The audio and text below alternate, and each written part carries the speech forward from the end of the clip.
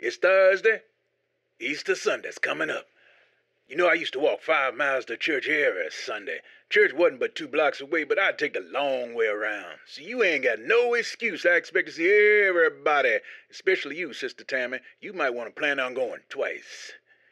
But right now, I got a hot new one for you.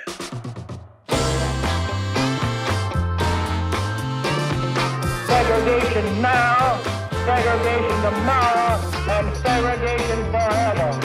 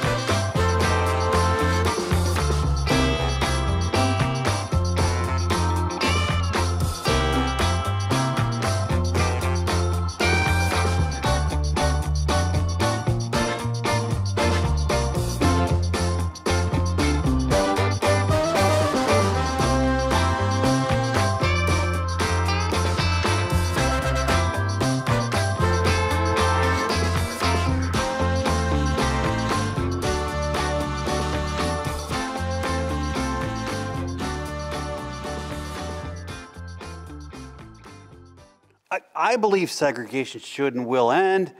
You know my heart, but this will encourage violence. It just takes us backwards. And that this is anarchy, and it's not our people. I mean, there's no argument with the goals, Earl. I know you've preached on it. I've preached on it. Let me look. Well, yeah, this is good. It's very clear.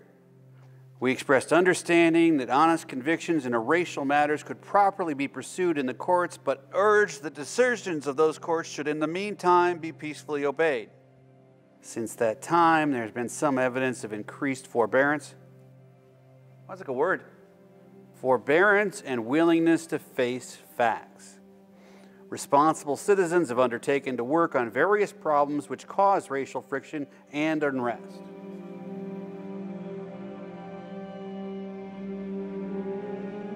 We all have opportunity for a new constructive and realistic approach to racial problems. However, we're now confronted by a series of demonstrations by some of our Negro citizens directed and led in part by outsiders. We recognize the natural impatience of people who feel that their hopes are slow in being realized, but we are convinced that these demonstrations are unwise and untimely. Yeah, exactly. Hey, is Milt agreed to sign on? Good. This just makes sense. Yeah, have a happy Easter.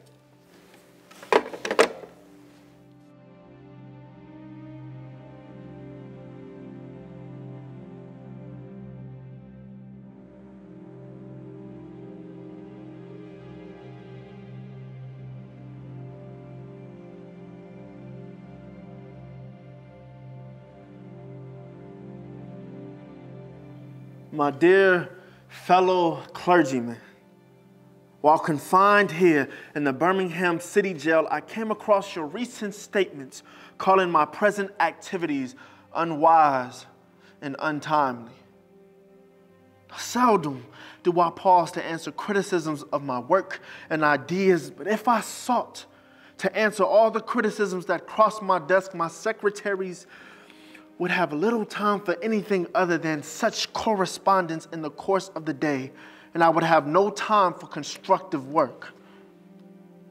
But since I feel that you are men of genuine goodwill and that your criticisms are sincerely set forth, I want to try to answer your statement in what I hope will be patient and reasonable terms. See, I think that I should indicate why I am here in Birmingham, since you have been influenced by the view which argues against outsiders coming in. I have the honor of serving as president of the Southern Christian Leadership Conference, an organization operating in every southern state. Several months ago, the affiliate here in Birmingham asked us to be on call to engage in a nonviolent direct action program, if such were deemed necessary. Now, we readily consented. And when the hour came, we lived up to our promise. So I, along with other members of my staff, am here because I was invited here. Now, I am here because I have organizational ties here. But more basically, I am in Birmingham because injustice is here. Just as the prophets of the 8th century BC left their villages and carried their "Thus saith the Lord" far beyond the boundaries of their hometowns, and just as the Apostle Paul left his village of Tarsus and carried the gospel of Jesus Christ to the far corners of the Greco-Roman world, so am I compelled to carry the gospel of freedom beyond my hometown. Like Paul, I must constantly respond to the Macedonian call for aid. Moreover, I am cognizant of the interrelatedness of all communities and states. I cannot sit idly by in Atlanta and not be concerned about what happens in Birmingham. Injustice anywhere is a threat to justice everywhere. We have said, we have preached that no person's freedom is safe unless every person's freedom is equally protected. We are caught in an inescapable network of mutuality, tied in a single garment of destiny. Whatever affects one directly affects all indirectly. Never again can we afford to live with the narrow, provincial, outside agitator idea. Anyone who lives in the United States can never be considered an outsider anywhere within its bounds. You deplore the demonstrations taking place in Birmingham, but your statement, I am sorry to say, fails to express a similar concern for the conditions that brought about the demonstrations. It is unfortunate that demonstrations are taking place in Birmingham, but it is even more unfortunate that the city's white power structure left the Negro community with no other alternative. We agree rather with certain local Negro leadership, which has called for honest and open negotiation of racial issues in our area. In any nonviolent campaign, there are 4 basic steps: collection of the facts to determine whether injustices exist, negotiation, self-purification, and direct action. We have gone through all of these steps in Birmingham. There can be no gainsaying the fact that racial injustice engulfs this community. Now, Birmingham is probably the most thoroughly segregated city in the United States. Now, its ugly record of brutality is widely known. Negroes have experienced grossly unjust treatment in the courts. There have been more unsolved bombings at Negro homes and churches in Birmingham than in any other city in the nation. Now, these are the hard, brutal facts of the case. On the basis of these conditions, Negro leaders sought to negotiate with the city fathers, but the latter consistently refused to engage in good faith negotiation. Then came the opportunity last September to talk with some of the leaders of the economic community. In these negotiating sessions, certain promises were made by the merchants, such as the promise to remove the humiliating racial signs from the stores. On the basis of these promises, we agreed to call a moratorium on any type of demonstration. As the weeks and months unfolded, we realized that we were the victims of a broken promise. Now, the signs remain. As in so many experiences of the past, we were confronted with blasted hopes, and the dark shadow of a deep disappointment settled upon us.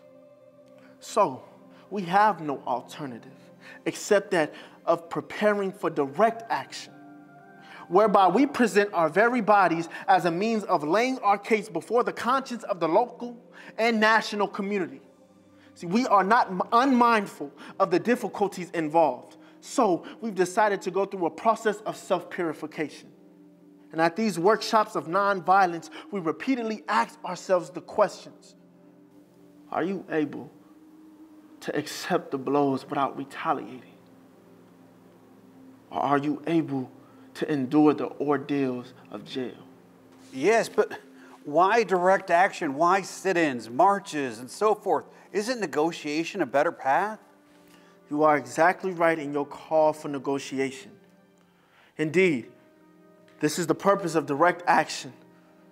Nonviolent direct action seeks to create such a crisis and establish such creative tension that a community that has consistently refused to negotiate is forced to confront the issue.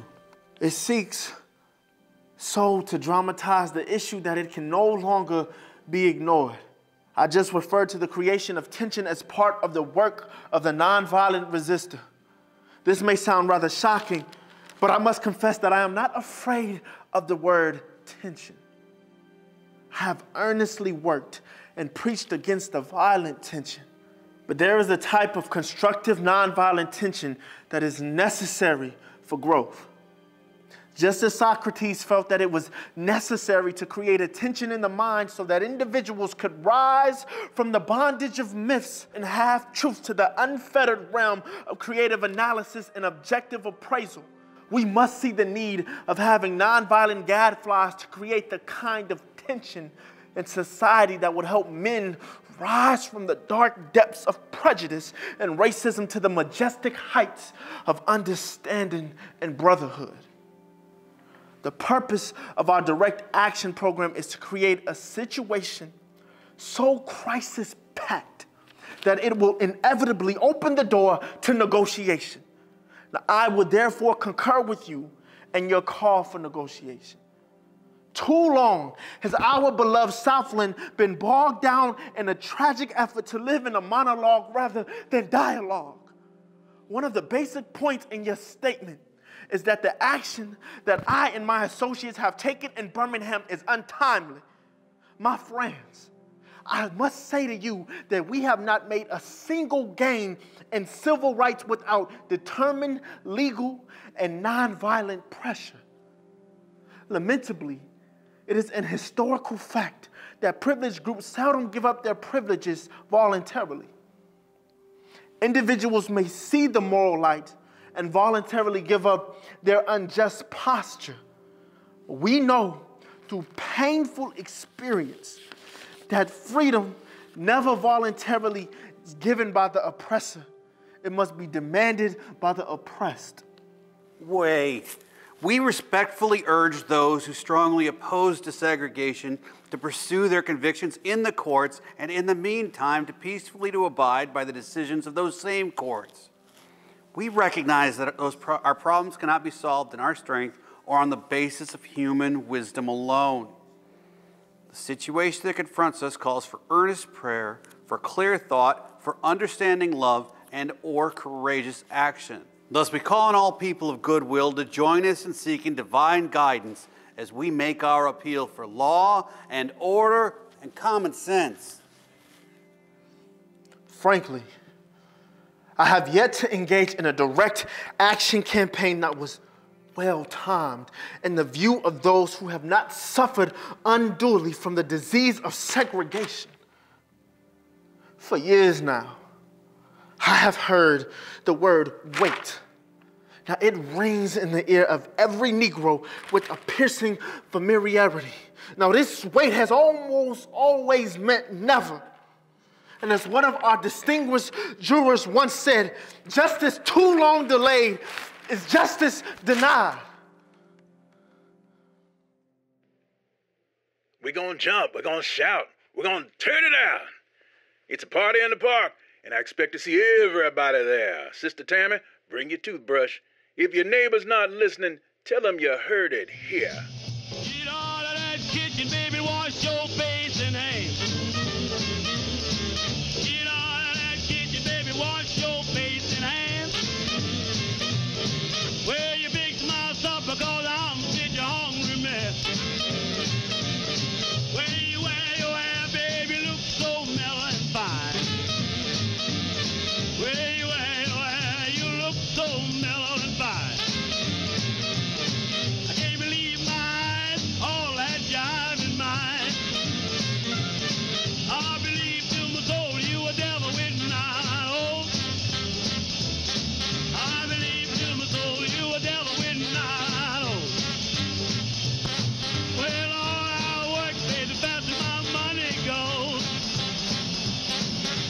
Shake, rattle, and roll. Shake, rattle, and roll. Shake, rattle, and roll. Shake, rattle, and roll. You won't do right, I don't know. Shake, rattle, and roll. Wait. Wait, boy. Wait, stop. Well, all right. Yeah, get it, boy.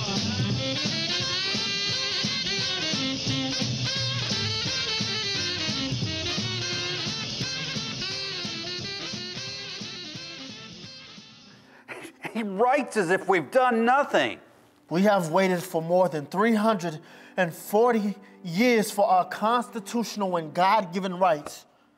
The nations of Asia and Africa are moving with jet-like speed toward gaining political independence. But we still creep at the horse and buggy pace toward gaining a cup of coffee at a lunch counter. Perhaps it's easier for those who have never felt the stinging darts of segregation to say, wait. But when you have seen vicious mobs lynch your mothers and fathers at will and drown your sisters and brothers at whim, when you have seen hate-filled policemen curse, kick, and even kill your black brothers and sisters, when you see the vast majority of your brothers smothering in an airtight cage of poverty in the midst of an affluent society, when you are harried by day and haunted by night, living constantly at tiptoe stance, never quite knowing what to expect next. And you are plagued with inner fears and outer resentments, when you are forever fighting a degenerating sense of nobodiness, then you will understand why we find it difficult to wait. There comes a time when the cup of endurance is run over, and men are no longer willing to be plunged into the abyss of despair. So I hope, sirs, you can understand our legitimate and unavoidable impatience. When rights are consistently denied, a cause should be pressed in the courts and in negotiations among local leaders and not in the streets. We appeal to both our white and Negro citizenry to observe the principles of law and order. You express a great deal of anxiety over our willingness to break laws. This is certainly a legitimate concern. One may ask, how can you avoid breaking some laws and obeying others? The answer lies in the fact that there are two types of laws, just and unjust. That would be the first to advocate obeying just laws. But one has not only a legal, but a moral responsibility to obey just laws. Conversely, one has a moral responsibility to disobey unjust laws. I would agree with St. Augustine that an unjust law is no law at all. A just law is a man-made code that squares with the moral law or the law of God. An unjust law is a code that is out of harmony with moral law. All segregation statutes are unjust because segregation distorts the soul and damages the personality. It gives the segregator a false sense of superiority and the segregated a false sense of inferiority. Is not segregation an existential expression of man's tragic separation, his awful estrangement, his terrible sinfulness? Thus, it is that I can urge men to obey the 1954 decision of the Supreme Court, for it is morally right, and I can urge them to disobey segregation ordinances, for they are morally wrong. Let us consider a more concrete example of just and unjust laws. An unjust law is a code that a numerical or power majority group compels a minority group to obey, but does not make binding on itself. This is the difference made legal.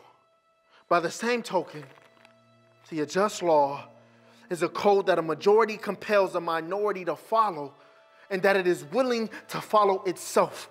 This is sameness made legal. Let me give another explanation. A law is unjust if it is inflicted on a minority that as a result of being denied the right to vote had no part in enacting or devising the law. See, throughout Alabama, all sorts of devious methods are used to prevent Negroes from becoming registered voters. And there are some counties in which, even though Negroes constitute a majority of the population, not a single Negro is registered.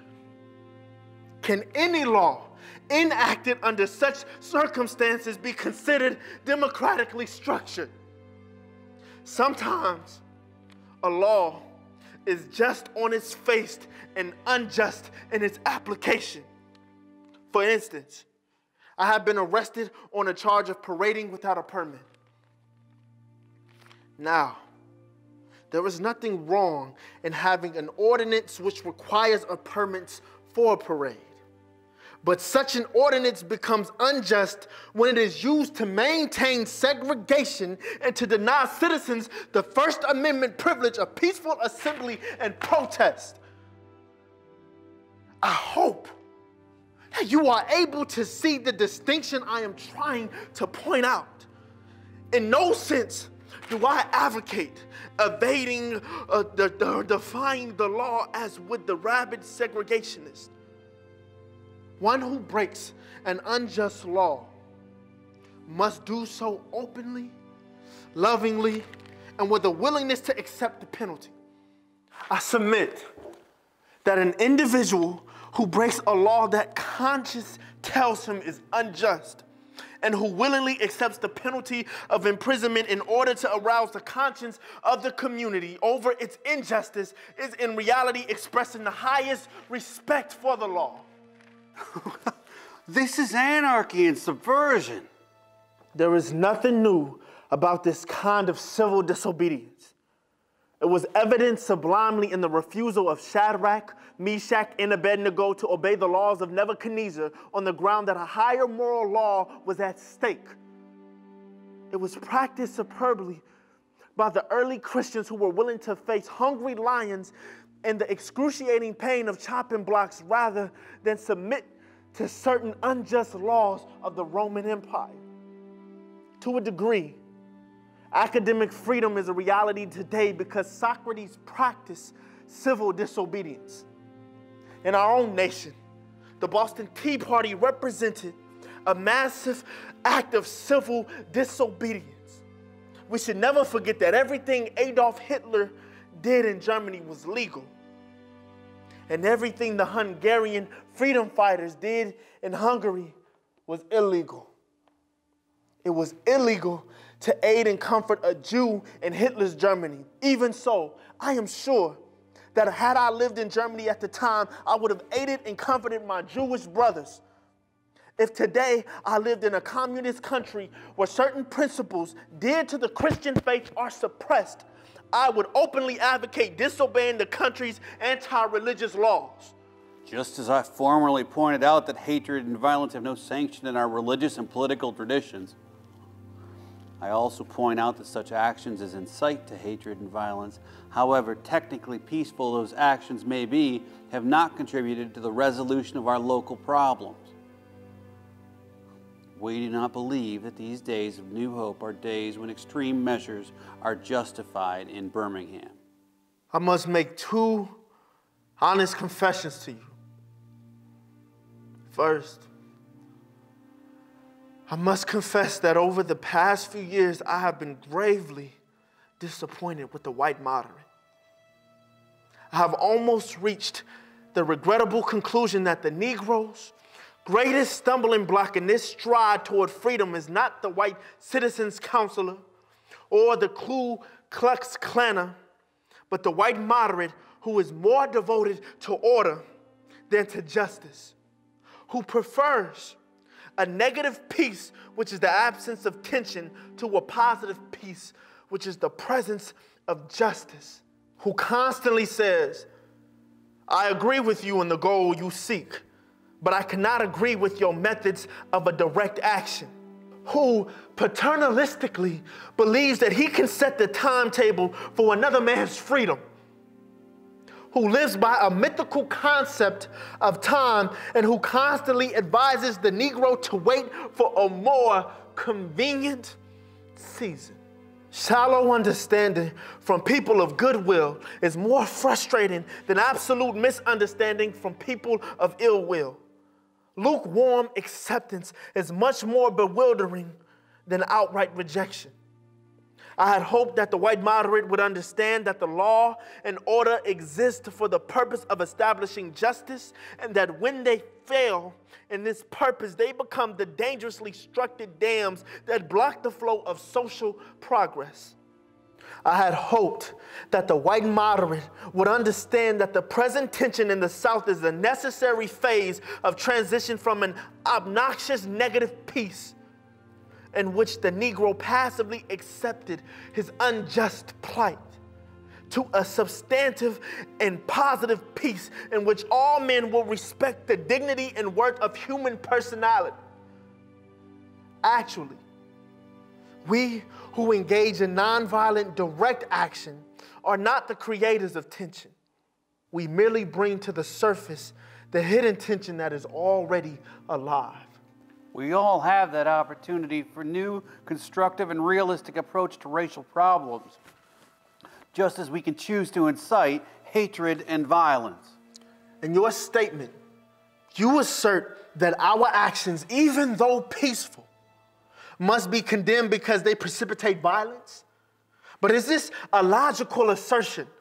I mean, isn't this like condemning a robbed man because the possession of money precipitated the evil act of robbery? Isn't this like condemning Jesus because his unique God consciousness and never ceasing devotion to God's will precipitated the evil act of crucifixion? We must come to see that, as the federal courts have consistently affirmed, it is wrong to urge an individual to cease his efforts to gain his basic constitutional rights because the quest may precipitate violence. Society must protect the robbed and punish the robber. It takes time to change a man's heart. These demonstrations will just harden their hearts. I had also hoped that the white moderate would reject the myth concerning time in relation to the struggle for freedom. I have just received a letter from a white brother in Texas. He writes, "All Christians know that the colored people will receive equal rights eventually, but it is possible that you are in too great a religious hurry.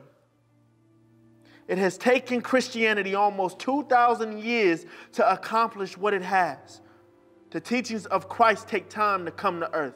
Such an attitude stems from a tragic misconception of time, from the strangely irrational notion that there is something in the very flow of time that will inevitably cure all ills. Actually, time itself is neutral. It can be either used destructively or constructively. More and more, I feel that people of ill will have used time much more effectively than have the people of goodwill. We will have to repent in this generation, not merely for the hateful words and actions of the bad people, but for the appalling silence of the good people. Human progress never rolls in on wheels of inevitability. It comes through the tireless efforts of men willing to be co-workers with God. And without this hard work, time itself becomes an ally of the forces of social stagnation. We must use time creatively in the knowledge that time is always ripe to do right. Now is the time to make real the promise of democracy and transform our pending national elegy into a creative psalm of brotherhood. Now is the time to lift our national policy from the quicksand of racial injustice to the solid rock of human dignity. You speak to our activity in Birmingham as extreme, but I stand in the middle of two opposing forces in the Negro community. Now, one is a force of complacency made up of Negroes who, as a result of long years of oppression, are so completely drained of self-respect and a sense of somebodyness that they have adjusted to segregation.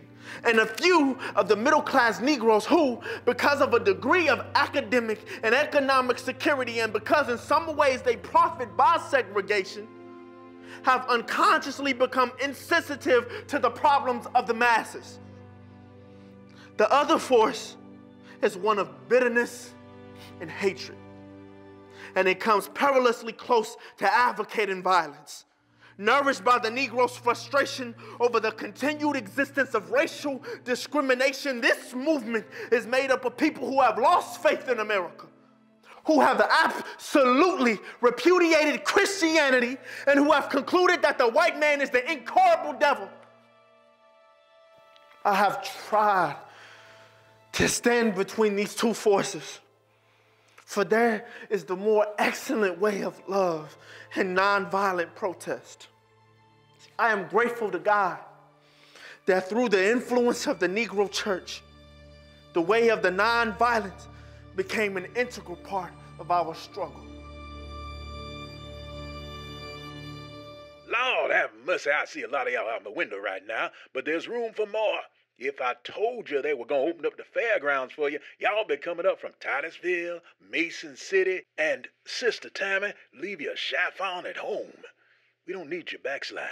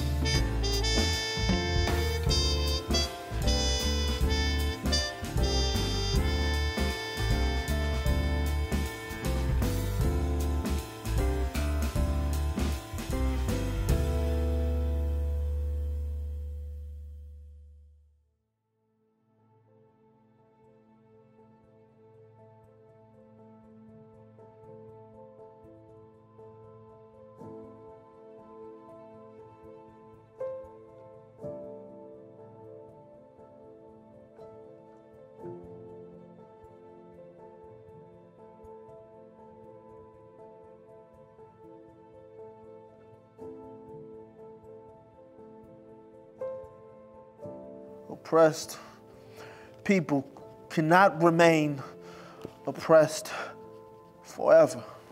I know that. The yearning for freedom eventually manifests itself. And that is what has happened to the American Negro. Something within has reminded him of his birthright of freedom, and something without has reminded him that it can be gained.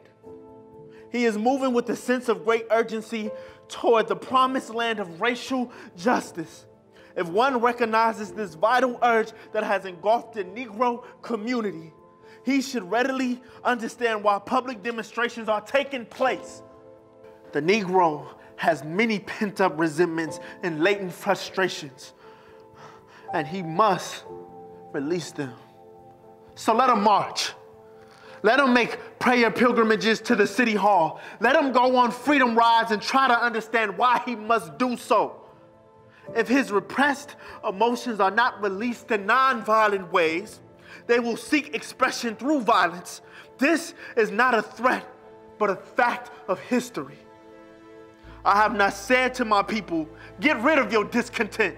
Rather, I have tried to say that this normal and healthy discontent can be channeled into a creative outlet of nonviolent direct action. And now this approach is being termed extremist. Extremism will not work in our community. Was not Jesus an extremist for love? Love your enemies and bless them that curse you. Do good to them that hate you and pray for them which despitefully use you and persecute you.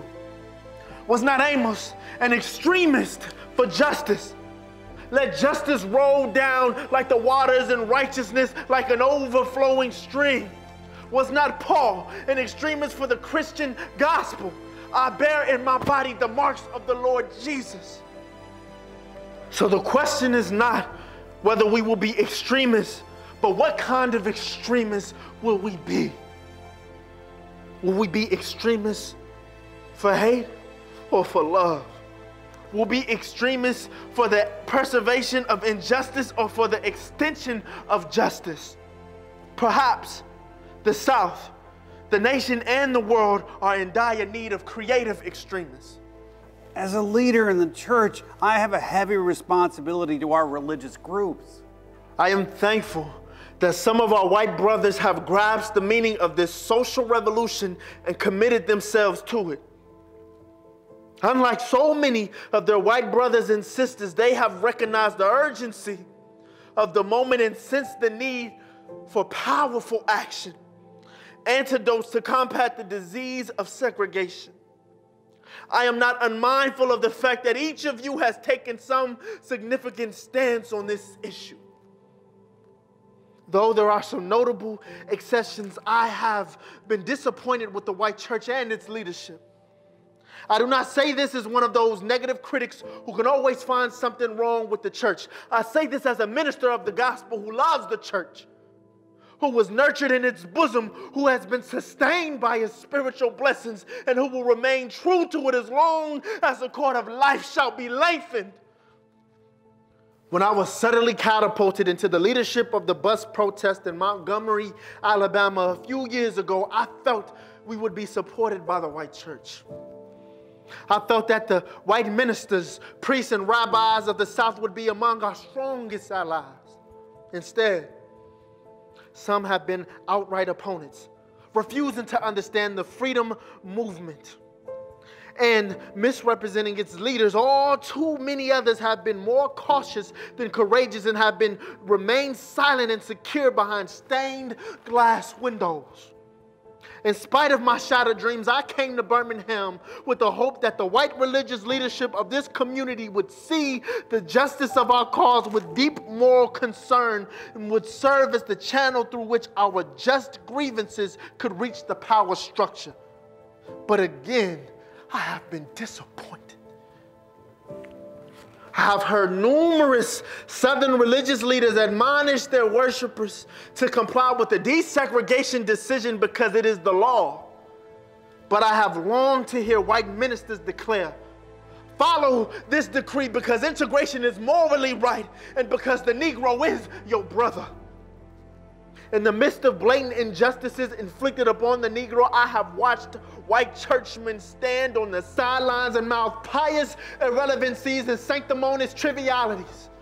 In the midst of a mighty struggle to rid our nation of racial and economic injustice, I have heard many ministers say, those are social issues with which the gospel has no real concern. And I have watched many churches commit themselves to a completely otherworldly religion, which makes a strange, unbiblical distinction between body and soul, between the sacred and the secular. I have traveled the length and breadth of Alabama, Mississippi, and all the other southern states. On sweltering summer days and crisp autumn mornings, I have looked at the South's beautiful churches with their lofty spires pointing heavenward, and at her impressive religious education buildings. Over and over, I have found myself asking, what kind of people worship here? Who is their God? Where were their voices when the lips of the Governor Barnett dripped with words of interposition and nullification? Where were their voices of support when bruised and weary Negro men and women decided to rise from the dark dungeons of complacency to the bright hills of creative protest? Yes, these questions are still in my mind. In deep disappointment, I have wept over the laxity of the church. But be assured that my tears have been tears of love. There was a time when the church was very powerful, and the time when the early Christians rejoiced at being deemed worthy to suffer for what they believed in. In those days, church was not merely a thermometer that recorded the ideas and principles of popular opinion. It was a thermostat that transformed the mores of society. Whenever the early Christians entered a town, the power structure immediately sought to convict them for being disturbers of the peace and outside agitators. But the Christians pressed on in the conviction that they were a colony of heaven called to obey God rather than man. Things are different now. The contemporary church is so often a weak, ineffectual voice with an uncertain sound. It is so often the arch supporter of the status quo. Far from being disturbed by the presence of the church, the power structure of the average community is consoled by the church's often vocal sanction of things as they are. But the judgment of God is upon the church as never before. If the church of today does not recapture the sacrificial spirit of the early church, it will lose its authentic ring, forfeit the loyalty of millions, and be dismissed as an irrelevant social club with no meaning for the 20th century. I hope the church as a whole will meet the challenge of this decisive hour. But even if the church does not come to the aid of justice, I have no despair about the future. I have no fear about the outcome of our struggle in Birmingham, even if our motives are presently misunderstood.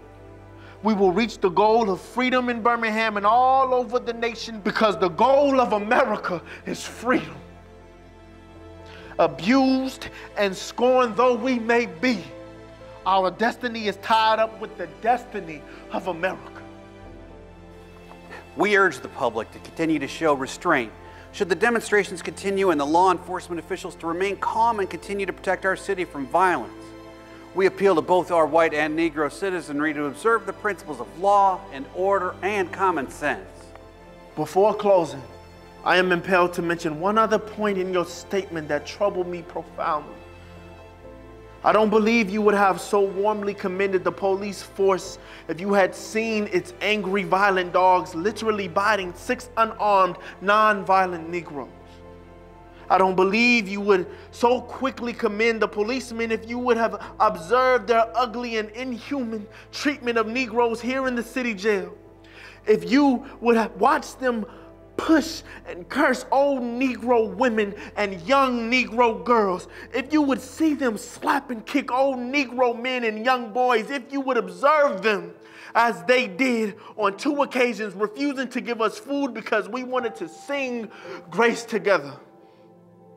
I'm sorry that I can't join you in your praise for the police department. I wish you had commended the Negro demonstrators of Birmingham for their sublime courage, their willingness to suffer, and their amazing discipline in the midst of the most inhuman provocation.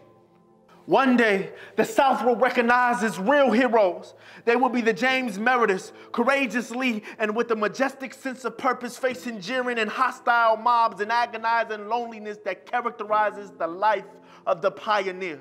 They will be old, oppressed, battered Negro women symbolized in a 72-year-old woman of Montgomery, Alabama, who rose up with a sense of dignity and with her people decided not to ride the segregated buses and responded to one who inquired about her tiredness with ungrammatical profundity. My feet is tired, but my soul is rested.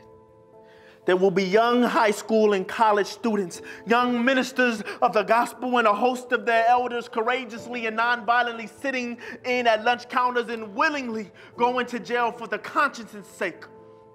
One day, the South will know that when these disinherited children of God sat down at lunch counters and they were in the reality standing up for the best in the American dream and the most sacred values in our Judeo-Christian heritage.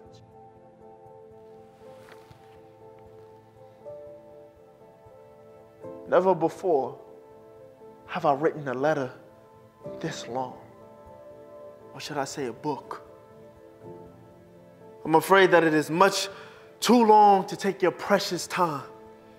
I can assure you that if I would have been much shorter if I had been writing from a comfortable desk, but what else is there to do when you are alone for a few days in the dull monotony of a narrow jail cell, other than write long letters, think strange thoughts, and pray long prayers?